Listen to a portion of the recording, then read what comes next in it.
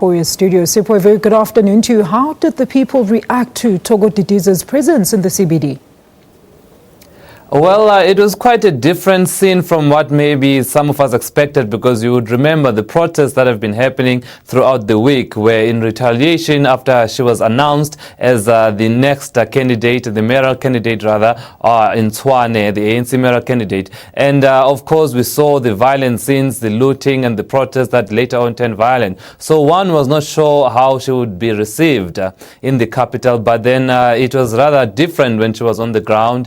She was well received and there was lots of singing. ANC branches now suddenly embracing her, so it was a smooth time for her. And of course she engaged with the taxi industry, and she engaged with some of the street vendors, because of course there were fears that the street vendors, they thought they would be removed, some of their dedicated spots by the ranks. They thought somehow if she were to come through, she would remove all of those projects that were accomplished by the current mayor, So when she went to the taxi industry and to the street vendors, she was trying to allay those fears, to say, you know what, I am going to continue with the programs that the current mayor was working, had started. I'm not going to remove any of the accomplished stuff. So she really was, it was a warm reception. But Sipho, great news, great turnaround news. But on the protest front, what is the latest on the ground?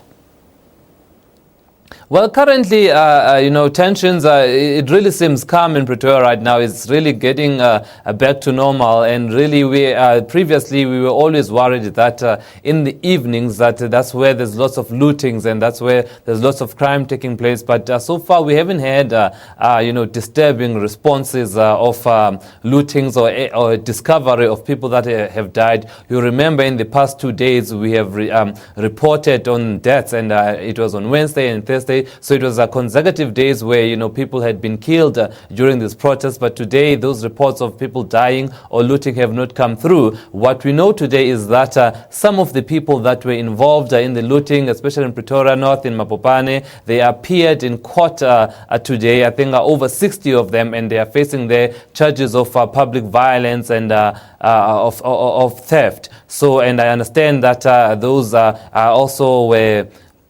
They were not granted bail, so they still are in prison, and they will probably appear again, I'm told, on Monday. So what we know right now is that the police are really on the ground and trying to get as many people that were involved in terms of arresting them and trying to investigate some of the instigators behind the scenes. Because remember, we haven't really heard who started this, who collected the group of people and really push them on to go ahead with this protest, where they torched a lot of buses and destroyed a lot of property. And they really seemed very coordinated. So we still need to ask who was behind this, and we don't have those answers yet. But we hope that intelligence and state security will come with those answers in future. Speaking of that, Sipho, police still maintaining a high visibility in the area, though?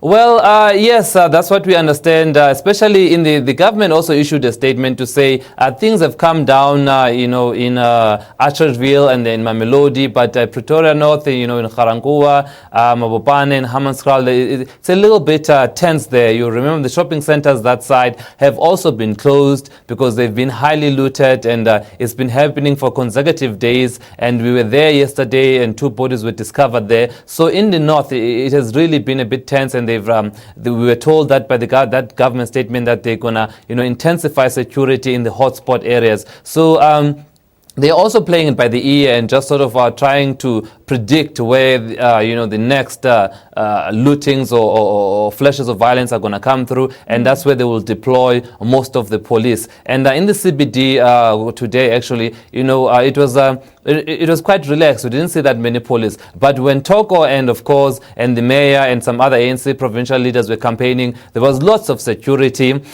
that should tell you that they did not know as well what kind of response they would get. So that is why they were prepared, better prepared than sorry. So I suppose they are being cautious, and they are deploying lots of security still towards the north areas of Pretoria. Thanks for that update. Sipho Stuurman live to us from our Pretoria studios.